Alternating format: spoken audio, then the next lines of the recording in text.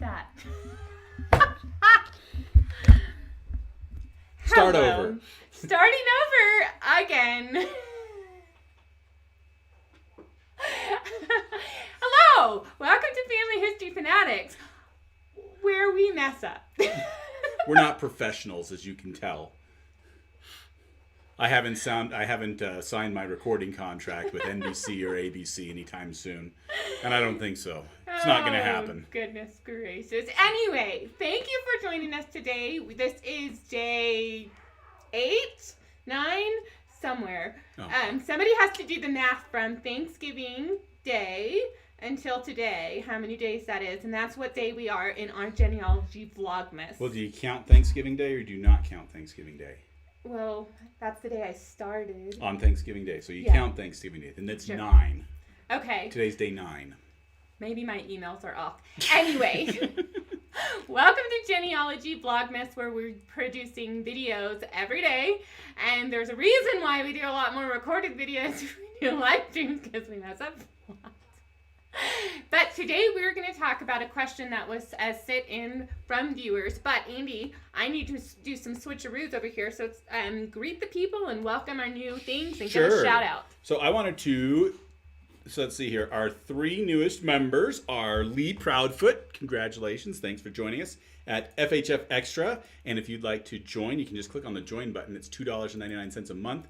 Not only do you get these free live streams, but you also get the monthly live stream that is just for members, and you get the monthly webinar that is just for members, as well as all of the backlog of stuff. Yes. Now, the monthly webinar is tomorrow, so Yes. you can join today. And tomorrow's is going to be recorded live. If you don't show up live, it's totally okay. If I try to film it, it'll never get done, so I'm just going to do it live, and people can come in and chit-chat tomorrow. Sorry.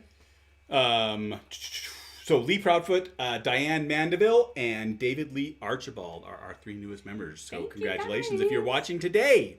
And also shout out to our other members. We actually have, so if you'll notice in the chat, some people have 3s. Those are the longest term members. I think 3 is at least 6 months.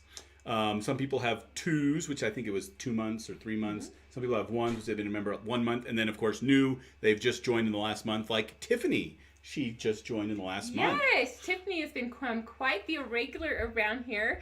We have people tuning in from Germany, from England. Do we have John from Ireland? Did I finally get you in the right place?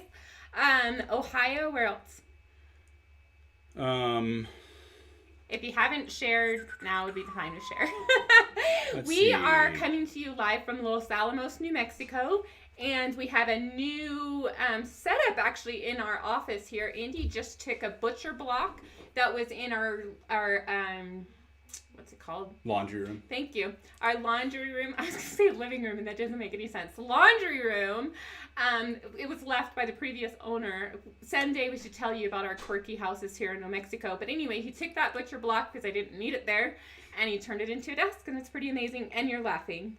Yes. Oh, Finland. Tara from Finland. Oh, and hey. Ontario and Texas and Florida and Missouri and New York. Howdy, howdy, howdy. So, Tara from Finland, since you are from Finland, this is, one of the videos on our channel. And obviously, anybody from Finland, we have to ask this question. Is Finland part of Scandinavia? So, Tara, if you don't mind answering as a Finnish person, whether you think that Finland is part of Scandinavia, just put that in the comments below. Oh, now, Lee is from Shropshire. Shropshire. Oh, wait a second. No, I love these names. Colebrookdale.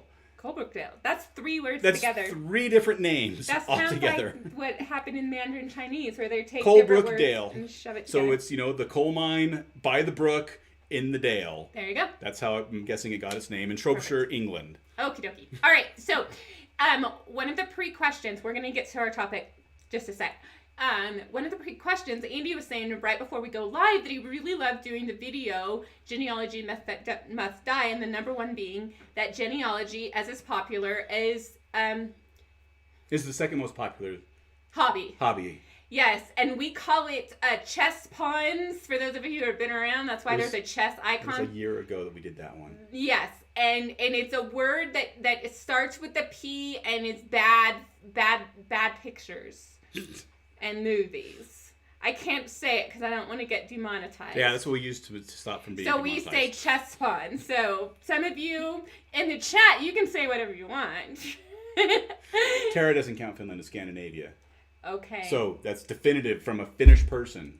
There you go. Except for the other Finnish people that did say that it is part of Scandinavia. So, yeah. All right. So The debate will go on. The debate will go on. But over in the chat, the whole point of the ramble about the inappropriate pictures and movies thing and genealogy not being that popular is that Andy wants to do another fun myth-busting video. So while this is going on, if you wanted to throw in some myths that you wish would just die, or fun genealogy topics that you think Andy could get a laugh out of, we're looking forward, trying to plan our schedule for next year. But today Sorry, I have to say this. Greg gets the joke of the day. It was the definitive ruling about Finland and Scandinavia. So Tara gave us a definitive ruling. Got it. Good job there, Greg.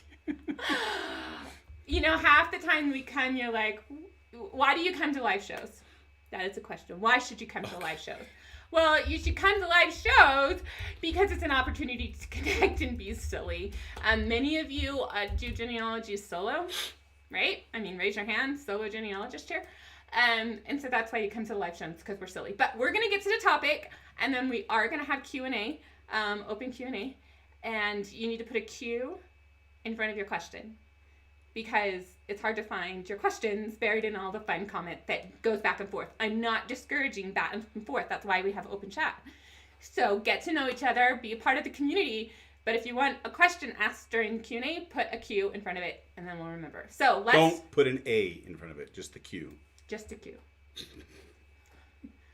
Okay. Be quiet. Now, this is for the benefit of the replay. Give me 1 second, and I'll get ready.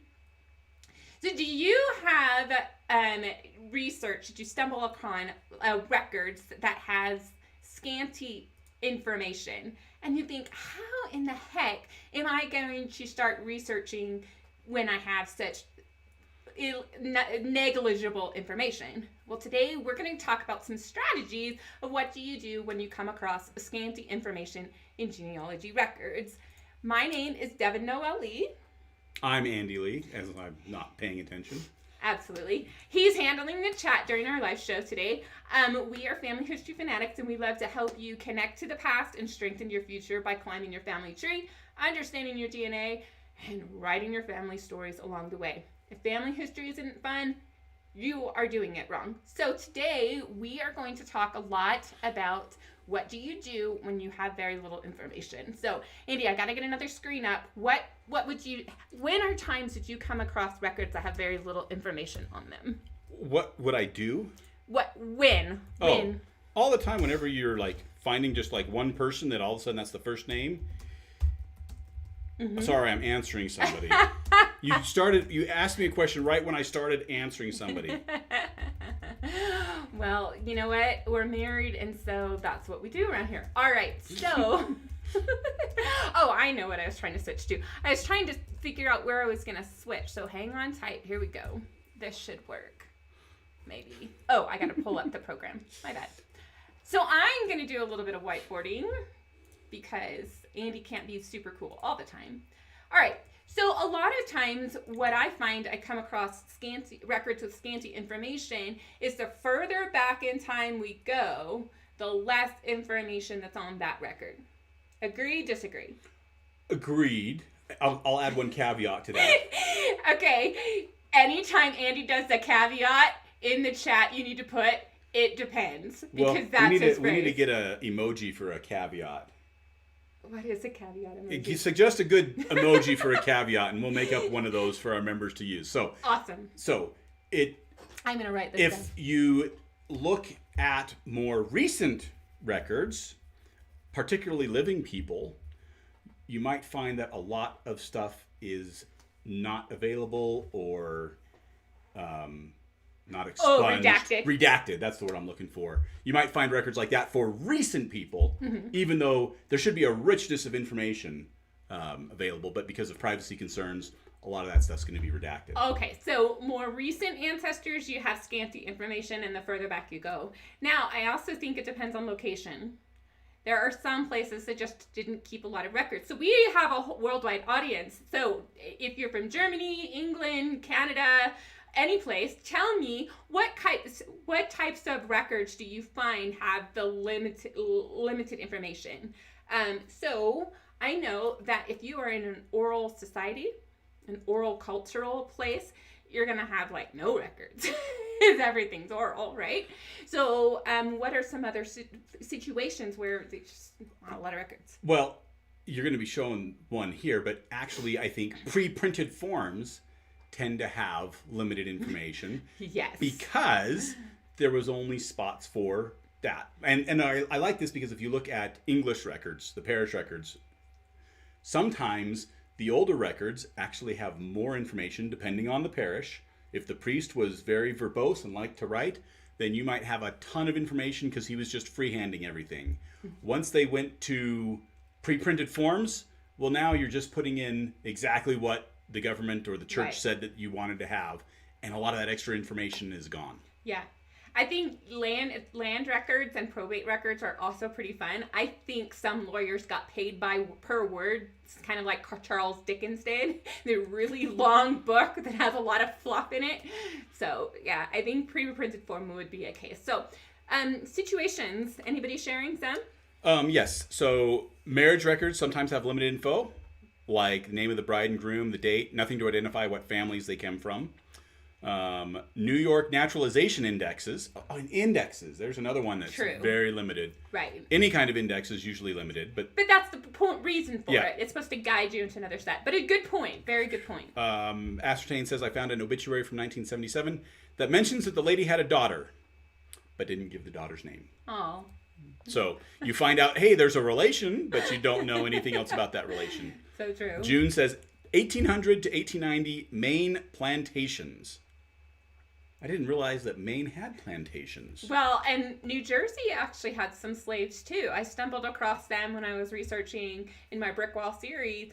It wasn't my ancestor that had the slaves, but it was a neighbor. So I was like, oh, okay then. Patricia also this brings up a good point that is really the informant's sort of self-induced problem.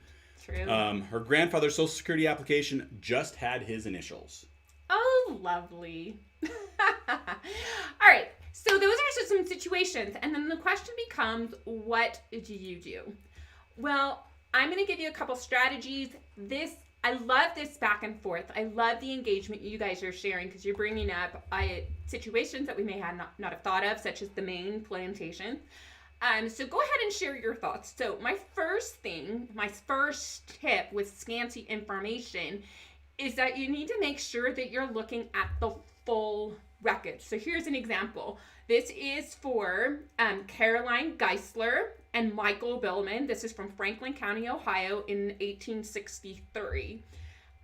So if all you looked at this marriage little portion, you would realize there's not a lot of information there, but you would be missing the information that could help you. Now, I'm going to close that out and go to this one. Oh,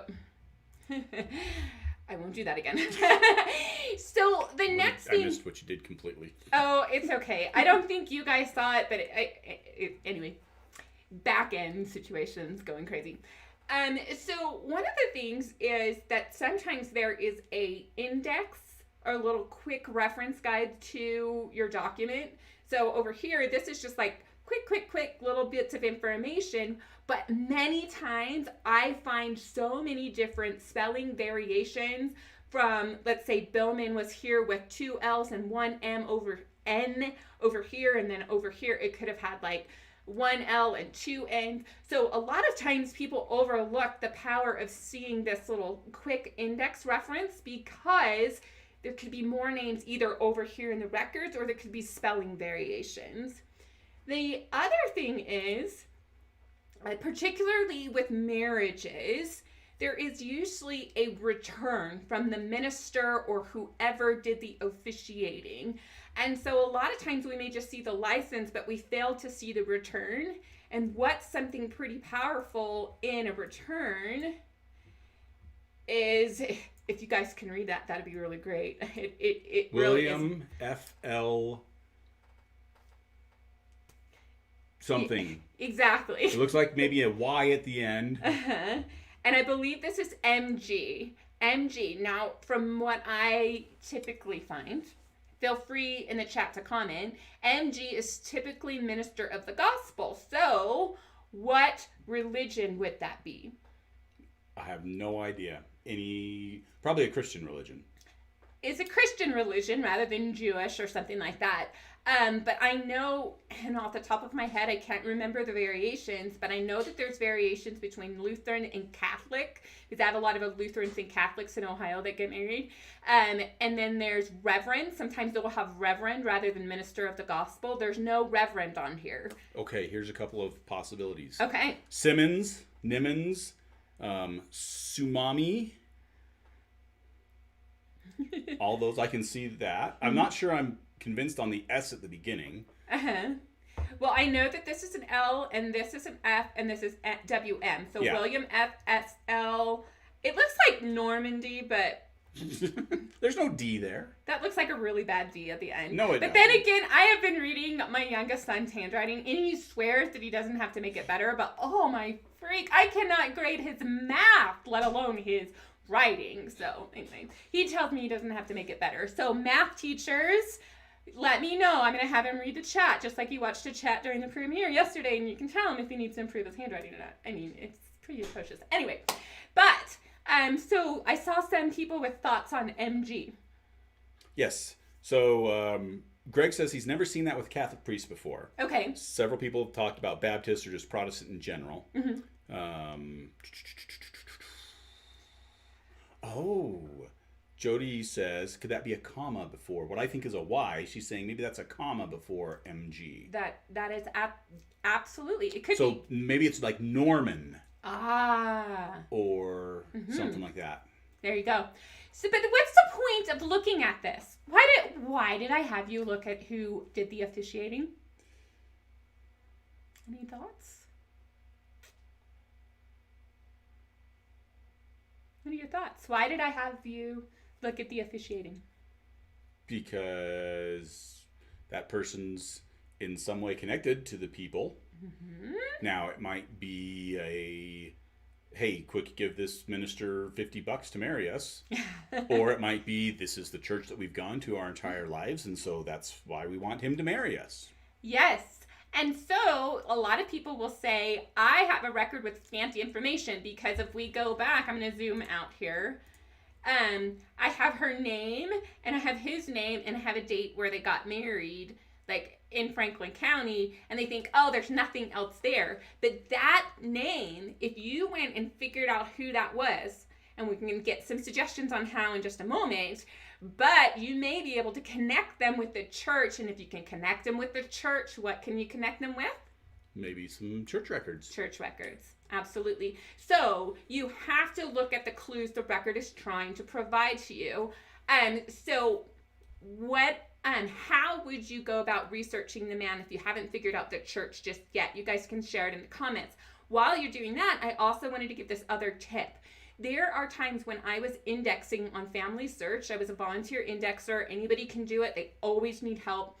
But when I was indexing, there was a marriage record, and it was just lines. And when I did the first page, it had some of the information.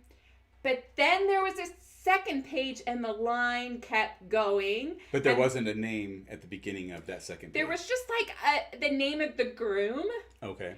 And then the partial information of the bride, because it would just like start on this page and then go to this page and then finish it up. And then you flip it, and then you get like maybe the parents' names over here. And if you didn't flip through the pages, you would not see the whole record. So my next point is not only make sure you're looking at all the clues that are there, but make sure you're looking at other pages. Another example was when I broke through the brick wall of Philip Smith. Like, Philip Smith. It's almost like John Smith, right? But when I flip to page over, so here's the record and facing page, let's see, here's the record and here's the facing page. The facing page wasn't part of that printed document, but it was over here. The two parties over here, the bride and groom, were not of age to marry without consent. So the names of their parents were over here providing the consent, and boom, brick wall busted, because there was that person signing off on consent. So those are two other things. You want to make sure you're looking at the full record and that you're going forward and backward and then getting all the clues that are on the record. So it may be scanty, but get all of the scanty. What have the people been sharing?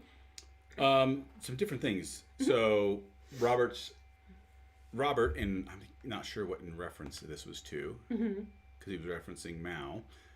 They are very thorough. Women had to get signatures from their parent if they get married before 30 years old. If the parents are dead, documents have to be filed, and then they go to the GPs.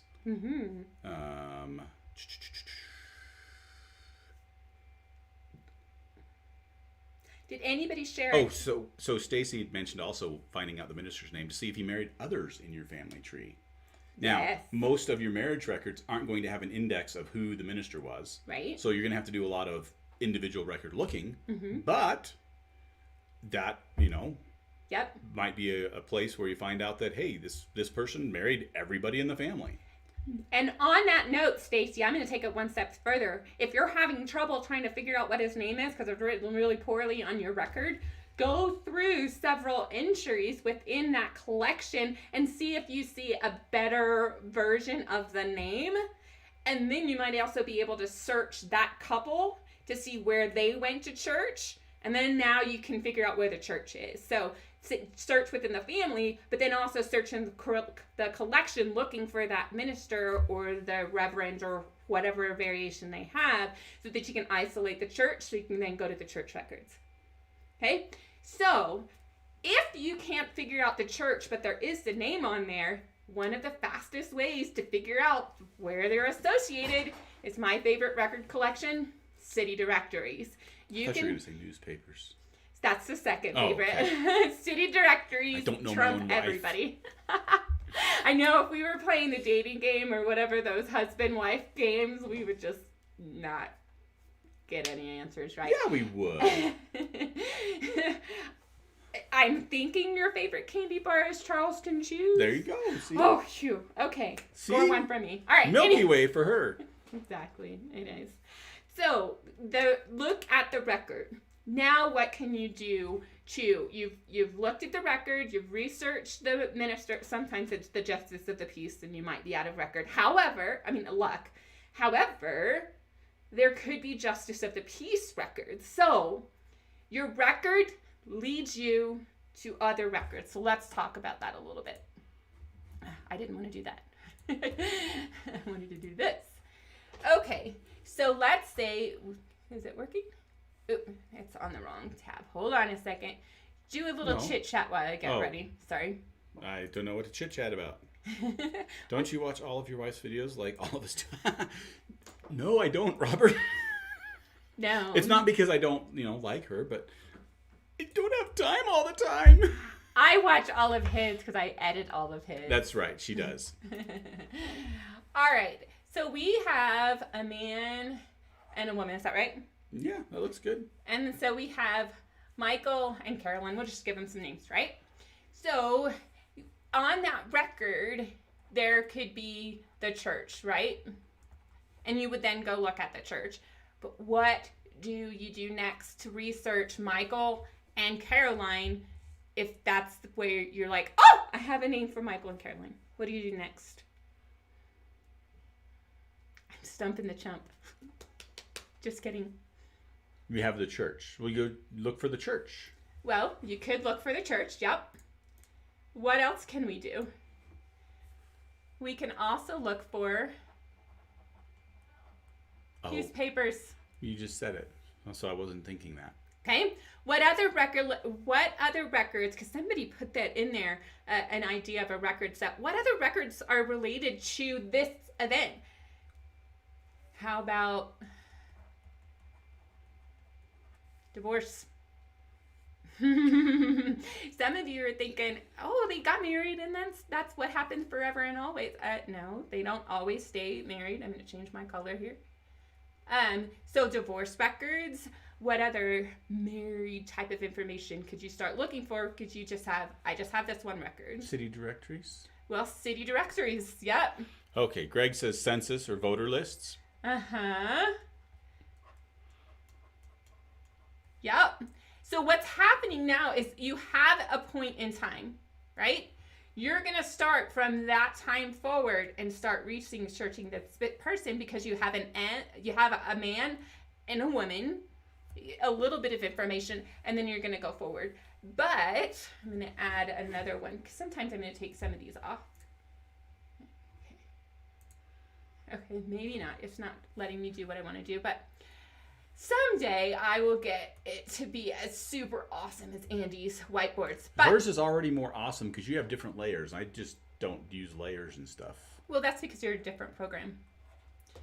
One of the things that people fail to do is realize that when you have to go backwards in order to go forward, or go forward in order to go backwards, depending on how you think of a timeline. But how did we get to Michael and Caroline in the first place? Well, people came up through this guy, John Billman, and they started researching John, and maybe they found one record that needs some siblings, and then they're like, I just want to keep going backwards. But what we need to do is fully research John, because sometimes he has mention of his family, I'm making it a spider web, all these different record sets. And if you don't fully investigate John, you may not realize that her name was Mary Caroline Geisler. And the only time that she shows up as Caroline is in that one record. And so you're looking for the wrong name. So the next step after looking at the record is go back to what got you to that record and make sure you fully research that person. Okay? What's going on in the... Oh, people mention different things. Death certificates, looking for children that were born. Obituaries. Yep. For parents. Yep. That are going to list their children and their spouse of the children. Absolutely. Absolutely. All right. I'm going to turn it... Oh, yay! It's starting to work now. Okay. I'm just going to leave that there because we had a church person. Okay. So we looked at... I'm going to do this again. I probably changed the family dynamics, but it's hard to do things live. Okay, so we have John, right? After we do all the things for John, the next thing we need to do is all the things for his siblings. Again, if we want to go this way, we have to come down forward in time to go backward in time. And so all of the records you guys are saying, you need to go through. And why do you want to do that? Because just like one record might say her name is Mary Caroline that he has, maybe these ones are going to give you different names or different people entirely. Okay, so that's my next strategy. All right, so then after you've researched the kids or researched the generation before that brought you to this record that has scanty information, the next thing you need to do is try out different variations. You got to put a new layer. You're on the hidden layer. I am on the hidden layer. I saw that. And I'm also going to change my color real quick. Let's see. What haven't I used? Orange. That's because I don't like orange. Oh, no, yellow doesn't look good on screen. Let's do red. Red sounds good. Okay, so the next thing we want to do is do name variations. So we're going to do a search with Caroline and no Michael, right? We could do that. Or we could do Michael and no Caroline. Sometimes you're going to do Michael and Caroline's surname and not her first name. And the same thing over here. Don't use Michael, use the Millman and the Caroline. Why are you going to do all of that? Why are you going to play with the names? Because people made records with different names all the time. And sometimes people would use their middle name for part of their life, and then change and use their first name for the rest of their life. Or they might use a nickname on certain things. Yep, absolutely. Now, since this is a marriage record, I'm going to give you one more other tip. So in this record, I know I did the same letter again. In this record, her last name was Geisler. Why is it not going over there? There we go. Well, we got to do different spelling variations because the German version of that last name, for my German in the audience, that's the way it's spelled. I have so many problems with that spelling variation. So we're going to try the spelling variation. But what if she's Mrs.? That's actually what, I think it was Tiffany. She said that was her big pet peeve whenever it's Mrs. So-and-so, because it gives you no information about that person. Right, absolutely. Now, a lot of times, especially in these marriage records that were over here, they didn't say that she was married before. They don't say that that's her married name. Many people stumble across this record and think, oh, well, then that's her surname because it's not Billman. And then sure enough, if they go search for a unknown Geisler marries a Caroline, all of a sudden they find him and figure out, oh, wait, this Henry Billman, oops, it's not keeping up. There's supposed to be a B. The kids were saying I had really bad handwriting on screen. Sorry. Yeah, you need to use a thinner pen. I need to use a thinner pen. I can do that. Anyway, so there was this Henry Billman guy. Well, it turns out they couldn't find him. They had a census record for Henry Billman and had no luck tracking him down. Once we figured out her name was Caroline something else who married a Geisler and that his name was Geisler, all of a sudden, busted brick wall. Now, granted, I came from the other way, but you got it. You have to try different strategies when you're working with scanty information. So those are the tips I have for you. I hope it was really helpful. What kinds of questions or comments are people sharing? Now's the time to start asking your questions. Was there something you've tried that I hadn't thought of? Let me know in the comment section below. So here's a quick question for you in relation to this Caroline. Did your Carolines sometimes spell their name Carolina? Ooh, yes. She didn't. Let me get a new one. Y'all brought up a good Caroline. What if it was Carolina? Nina? Okay, it's not keeping up with me. I need to go slower, apparently. But maybe she is Kitty. Or maybe her name is Caddy, or Carrie, or some other kind of name. There was a woman whose name was Mary Jane. Let's see if it'll write it. There we go. Well, it didn't. You're writing too fast. I was writing too fast. We'll make that go away. All right. So her name. You gotta be in a. I'm really trying to learn this whiteboard. Andy's rocks the whiteboard, and I'm trying. Okay, so her name was Mary. Y. Jane. Okay. And I looked for Mary Jane. And I looked for Mary Jane. And I could not solve the mystery of who the heck is Mary Jane that married Samuel Brown. That's easy to solve. Well, did you know that Mary Janes are a type of shoe? Now, I probably didn't draw the shoe well, but you get the idea. So her brother, for some reason, when she was little, and started calling her Mary Janes because she loved wearing the Mary Jane shoes, and her name was actually Annie. Annie and Mary Jane do not interchange. So it was her brother, and she started using that name in the family and on, public documents, but not official documents. So let's say her marriage certificate says Annie, but her announcement in the newspaper would say Mary Jane, and it didn't make any sense. Nicknames. People have the weirdest nicknames. So, another question here, unrelated completely. That's fine. When does the conference videos end? This is from Maria. So, our conference in November, it was on November 7th? Yeah. Right? And so, December sometime 7th. around December 7th. So, you have a few more days, Maria, that you can be looking at those. Or when he turns it off. Or whenever I remember to turn them off. But don't wait for him to remember to turn it off. Because it's going to be the day. So, Evan asks, do you have any tips about researching non-U.S. records? Or do you just focus on U.S. records? That's a good question.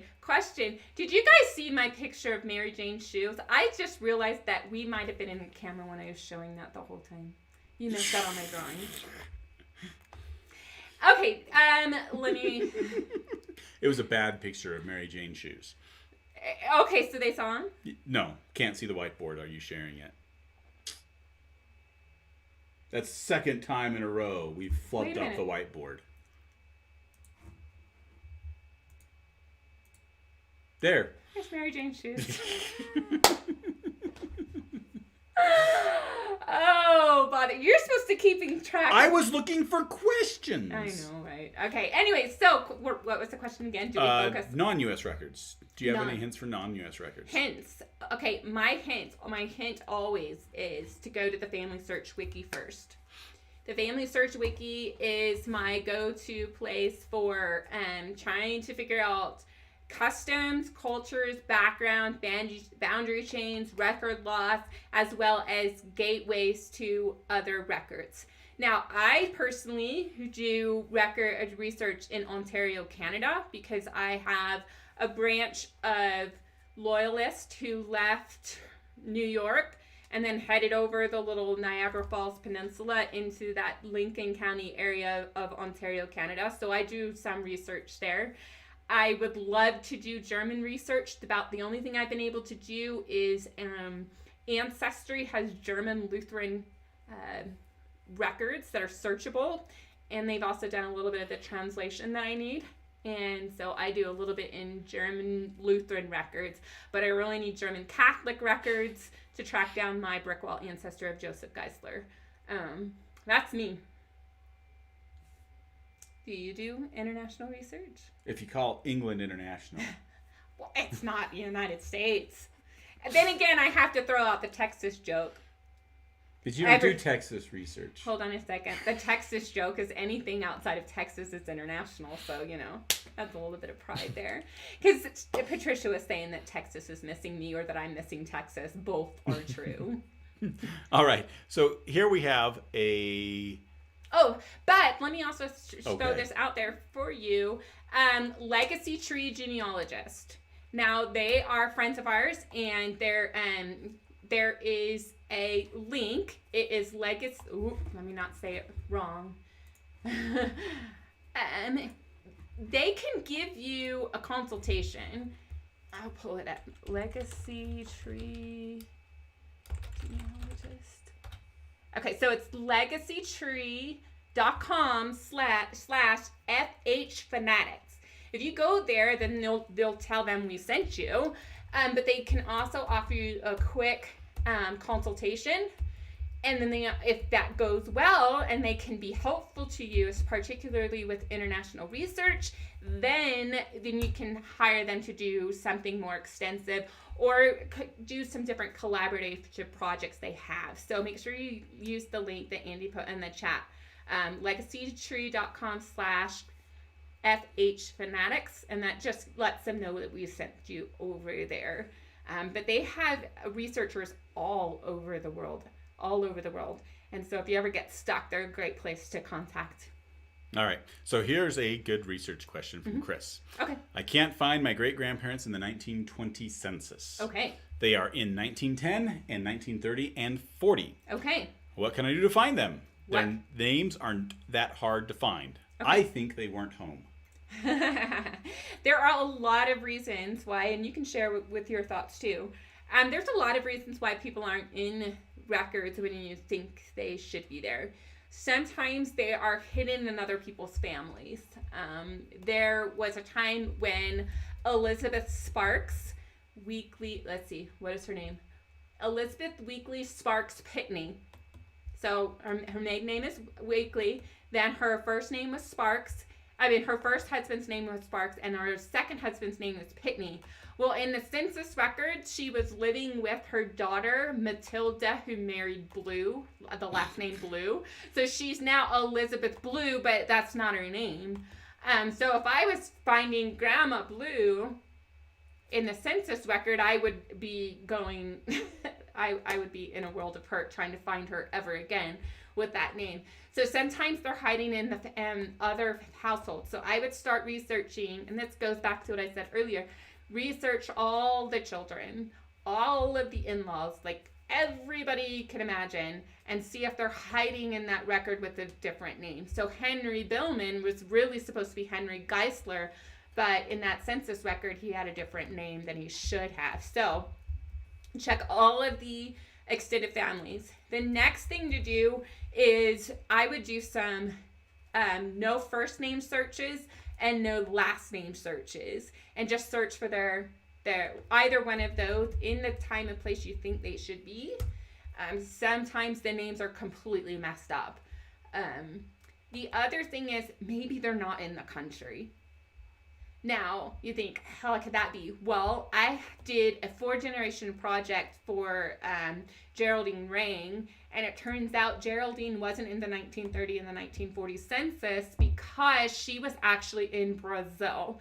And even though she didn't get Brazilian citizenship, she was an American in another country that was not associated with the military or the government. She was just there with her husband's business, and so she and her husband were not enumerated in the census. Now, if she had been with the military, she or her husband with the military or with the government, like an embassy or an ambassador or something, they still would have been enumerated because they're on American land.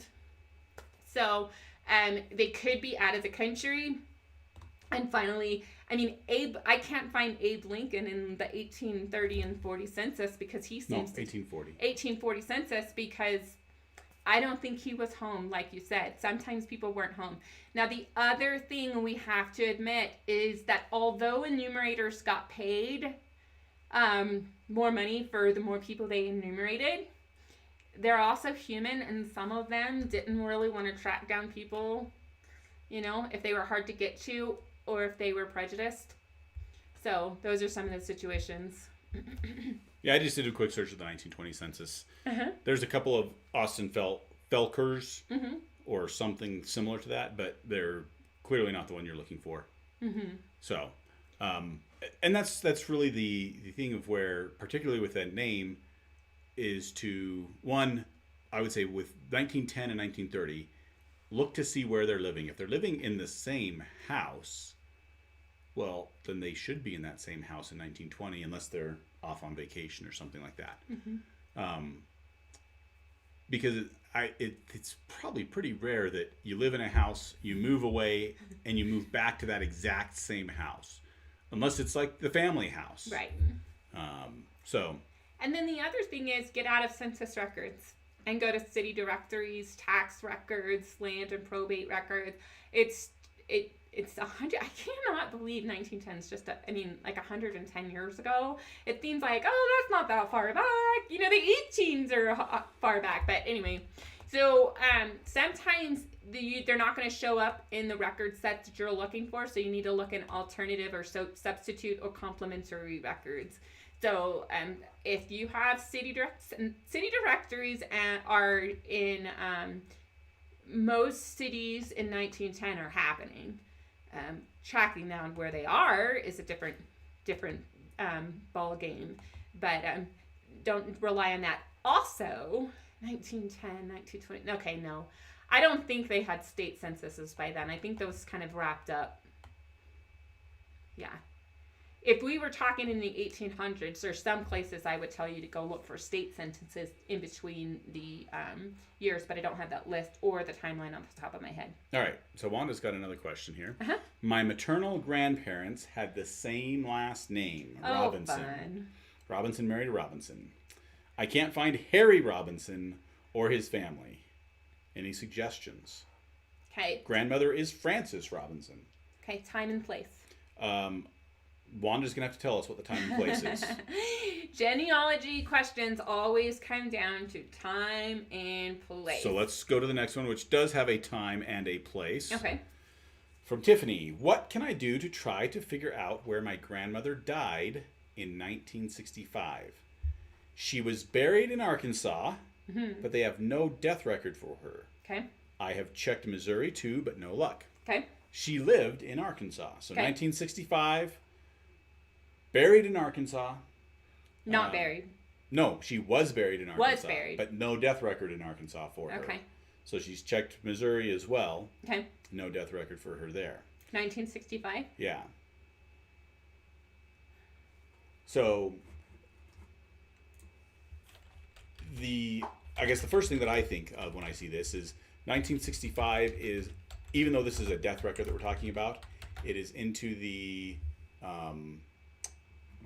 more personal privacy information where some of these records may not be available widely yet. So just doing a search for death records throughout the United States, she might have died actually in a state that didn't have or doesn't have access to the 1965 death records yet. Now you pulled up something. What did you pull up? So the first thing I was wondering, I was like, 65. When did they start doing the Social Security death registry? Let's see. There's 94 million records in the collection. You know, it'd be really great is if this. How many of you read the collection information that people put together? I frequently asked questions about the Social Security death index.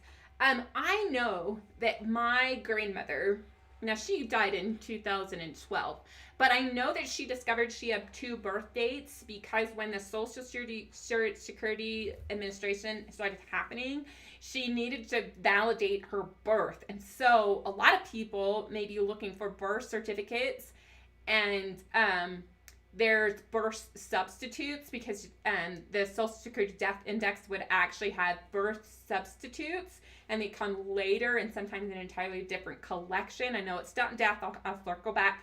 But in any case, they had to prove their birth and had to bring a witness to attest to when they were born.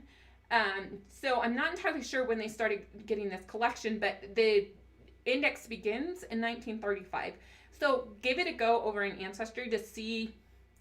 My first thing, time and place, put in 1965, put in the county, see if anybody shows up in the collection right there. If it doesn't, then you probably don't need to search any further. If it does, then you go the next step and start looking for your person. And the next thing is I would look at newspapers. I've done a lot of newspaper videos here on the channel, but newspapers.com is not the only place for newspapers. There's Chronicling America, which is free. There's newspapers.com, which is paid. There is, I'm blanking, Genealogy Bank, which is paid. There is various newspapers that are actually part of your Ancestry subscription. There's not a lot, but there are some. What else? She's not in Fulton. There's the Fulton, New York one, but that doesn't apply to you. So start searching newspapers. And don't just look last name obituary. Look for anything related to her. Finally, there might not be a death record, but probate records and land records, I believe, are public. Well, and this is, she says, my dad was 15 at her funeral. Mm-hmm. Wait a second, is that the same? That's Tiffany. Was it Tiffany that we were asking this question? I think it was Tiffany. I don't know. Sorry, the comments are just getting crazy. So I love that you guys are chatting away. That's awesome. Thank you guys so much. While he's looking for the... I do have Wanda's date and place now. Okay, great. Go ahead and hit the like button if you're enjoying this. Many of you have been watching from the beginning, so smash that like button. I'd really appreciate it. And then if you want to go ahead and share it to social, that would be great as well. Yeah, so yeah, it was Tiffany. Mm-hmm. So if her dad was at the funeral and he was a minor, I would guess that there is going to be some court records for probate, for anything like that, in dispositioning whatever she had. Absolutely. Or just at least handling the fact that he was a minor. So there's that would be in where she resided normally, which sounds like it would be Arkansas. Yes. Yeah. So sometimes let's just face it, sometimes death records don't always exist for a variety of reasons, but you can have death record substitutes, obituaries. If he went to the funeral, just do you have a funeral program? Because that would suffice in place of a death record. His memory, he's 15, maybe that'll work. But also if there was a minister or some type of church person, sometimes they do funeral certificates and contact a funeral home. They might not have had stuff. Because there's lots of places that you may not be able to track down that death certificate, but you might be able to track down the death information. All right, so back to Wanda's question. Okay. Now we got date and place. My maternal grandparents had the same last name of Robinson. I can't find Harry Robinson or his family. And this is in Philadelphia, Pennsylvania in 1920. Where did you say that, Wanda? 1926. Okay, Philadelphia. So 1898 to 1920. And what are we looking for? Well, anything about the Robinsons. Okay. She can't find Harry Robinson. How do you spell Philadelphia? Philadelphia.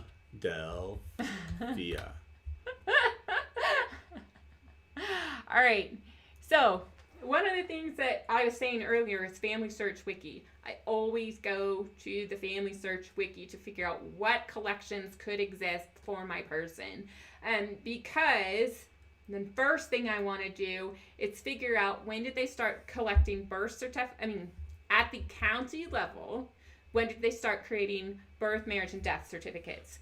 Now, there's always asterisks or caveats. You have to keep reaching further. But I do like that, they did have some before 1906, but by 1906, they were creating records. So you should be able to track down some records for Philadelphia.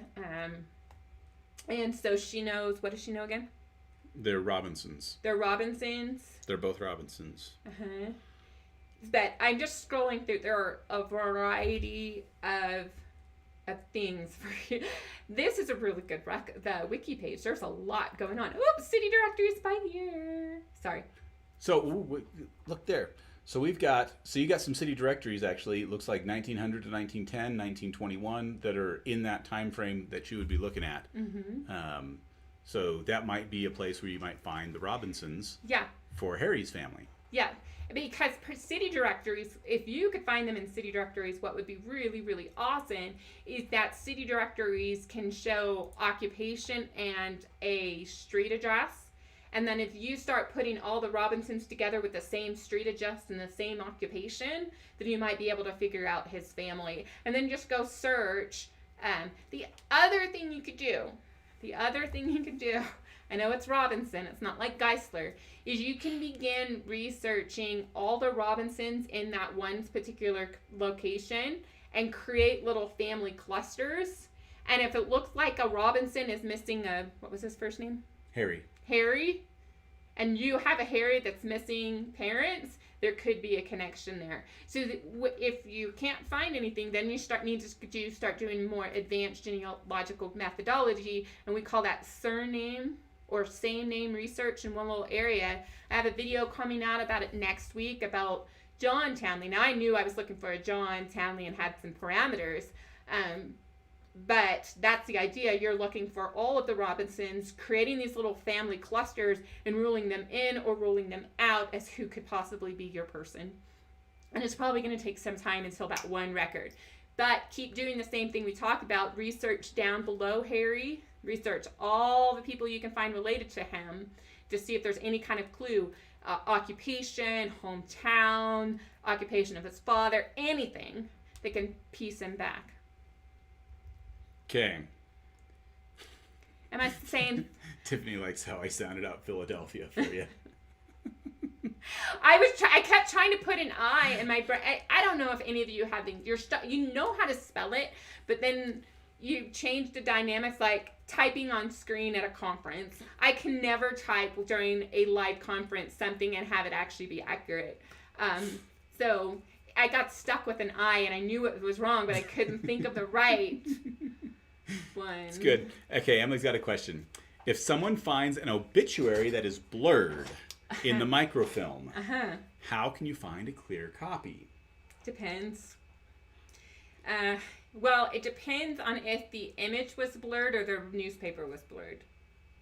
Because if the newspaper is blurred, you're never going to find a good copy of it. If the image was blurred, you need to figure out Chronicling America or World Cat. Both of those would be a good place to figure out who has a collection for that newspaper, either physical, digitized, meaning microfilm, microfiche version, or the online searchable kind. So figure out what newspaper it is, and then figure out who else has variations of it. Now, here's the other thing. If it was a photographed copy, if the image is the blur and not the newspaper is the blur, you want to try to check different repositories, because not every repository has the same copy of that newspaper, and you might find the one newspaper, but you're going to have to do a lot of digging. Yep. Genealogy is about patience and digging and persistence and dumb luck sometimes. Okay, so Greg's got a good question here. Okay. I found records from an index Okay. on Family Search Okay. with the reference number from the index. Uh-huh. Is the actual document available online? Always, sometimes, rarely. If not, then what? Okay. We need that hat. We need that icon. You need that. It's caution sign. Somebody suggested a caution sign. I think that's a good one. A caution sign. Okay. Write that down. I'm going to write that down. Caution. And you know what? I just used that in a video that's coming out. It depends on how to caution sign. Anyway. All right. So the question is that number for the film. It depends. It depends. Gosh. Family Search. You should be able. Well, what it is you're looking at two different record collections. First off, one, you're looking at an index. Mm-hmm. That's where you found this index says, hey, this record is this number. Mm-hmm. Well, that leads you to a different collection. Mm-hmm. So, obviously that index is already digitized and indexed so that you can find it. Mm-hmm. The next question you have to ask yourself is this other collection digitized? And can I find it? Yep. The answer to that may be no. It may be yes. Yep. How? But here's the way you figure it out. So, I know in Ohio, I have to speak what I know, Canada. I don't do French Canadian, but here's what I know about Family Search. I know that they did multiple batching indexing collections, because there are times when I'm like, I have a video about this. Why the heck am I getting the same entries for the same event in my ancestors' life? And what happens is there were multiple indexes created, and Family Search put all of them there for you, because sometimes you're going to be in one collection and not the other, but then there's also duplicates. So what you do is when you find the index entry page, it will often have a batch number or a film number. And you can type that batch number or film number into this. And this is just the main search page. Go away, COVID announcement. This is just the main search page on Family Search. Scroll down here and type in the batch number and film number. And that is one way you can pull up the searchable versions. But then you could also go to the catalog, because you know the name of the collection. Go to the catalog. And I'm just going to do Ontario. See, I can't type online. Do I need to sound it out for you? No, I know how to spell Ontario. You're making fun of me. Oh, wait. Sorry. Search for call number. That's kind of off screen. Sorry. Let me make it more on screen. For you. There we go. Okay, there's search by call number and search by film number. If you have that, then you can search it in here. But Ontario. I did it again. Ontario. Go to the card catalog. Let's just do probate records, the index. A lot of times, so a lot of times you can see, here's the index. What I would love oh, here's an index and here's the general register. The index goes to the general register, so you just come to the catalog page.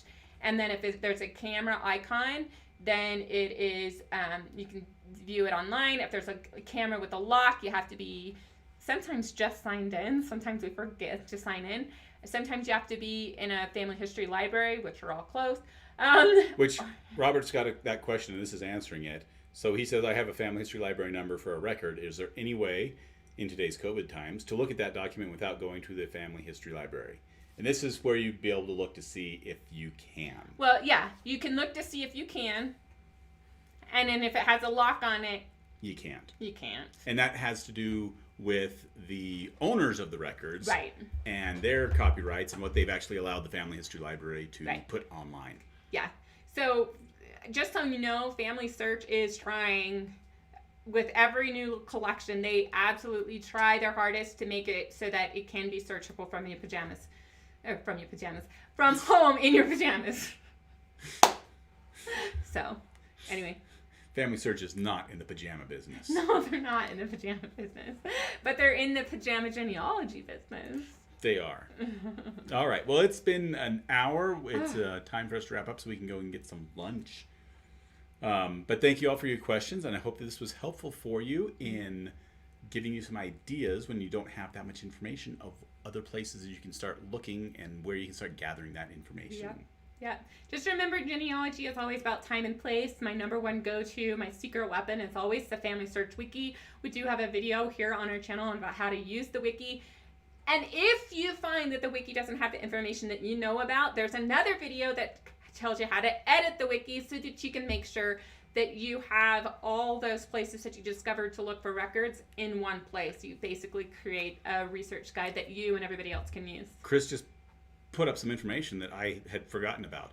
So for Robert, in relation to these records, if you come across any of these records that are locked, they have the little key, or they don't even have the pictures, the camera there, you can contact the Family Search Research Helpers somewhere on there. And that's basically the people that work at Family Search that still have access to the library, and set up an appointment online that they can basically go and pull that record for you so that they can send you images, tell you what's in it, so that you can get copies of what you're looking for, hopefully. Now, it's obviously not the ideal thing because you don't get to go and look at everything yourself, but it's better than looking at nothing. I also have one other thing. If you are come across a question and we can't ask it fast enough, Chris and Greg are going to love this. Go over to the Wiki Tree and use the Wiki Tree forums. They want to help you solve your problems. So go ahead and put that in. I think Lisa Taylor, when we talked about the Family Search Wiki, went over there and popped in her question right when we were doing the live stream. So if we can't get you fast enough, there's a lot of resources that will be happy to help you in a faster time. All right. Oh, and Chris and Greg just say yay. Yes, I'm thinking of you too. And all the Wiki Treers. Thank you guys so much for supporting our channel. So that's a wrap. Make sure that you're going over to our blog. Our blog needs your love and support. And it also has a schedule for the 30 days of genealogy vlogmas if you want to see what's coming on up ahead. And just go to familyhistoryfanatics.com/blog and you'll see one of the entries right there that has the vlogmas. So that's it. Bye. We'll see y'all later.